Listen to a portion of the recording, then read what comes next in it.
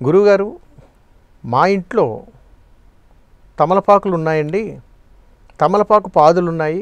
కొంతమంది పెంచుకోవచ్చు అంటున్నారు, కొంతమంది పెంచుకోకూడదని అంటున్నారు.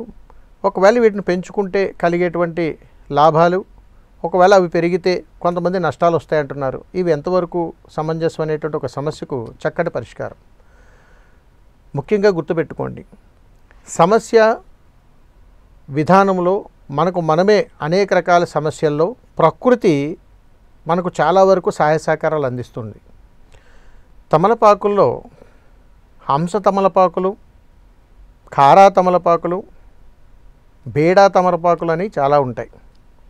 ఇవి చల్లటి ప్రాంతాలలో అద్భుతంగా పూజాక్రతువులకు ఉపయోగపడేటువంటి తమలపాకులు వేరు, మన గృహాల్లో పెంచుకునేటువంటి తమలపాకు విధానాలు వేరు. తీగ జాతికి సంబంధించినటువంటి మొక్కల్లో ఈ తమలపాకు తీగలు అనేటువంటి గృహాలలో కారా తమలపాకులు కానీ బేడా తమలపాకులు సంబంధించిన విధానాలుగా మనం పెంచుకుంటూ ఉన్నప్పుడు సమస్యలు అధికంగా తలెత్తుతూ ఉంటాయి. ఆ ఇళ్లల్లో మాత్రమే ప్రతి పనులు వాయిదా పడుతుంటాయి సుమా.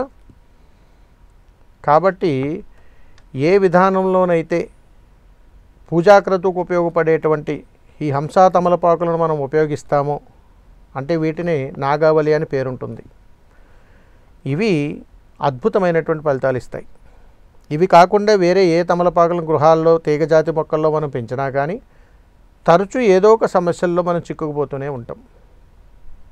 కాబట్టి ఇలాంటి వాయిదా పడుతున్నటువంటి సమస్యలు ఉన్నటువంటి వాళ్ళు ఒకవేళ గృహాలలో ఇలాగా ఏదైనా కానీ తమలపాకులు మీరు పెంచుకుంటూ ఉంటే వాటిని కాస్త దూరం పెట్టే ప్రయత్నం చేయండి. శుభం. నమస్కారం.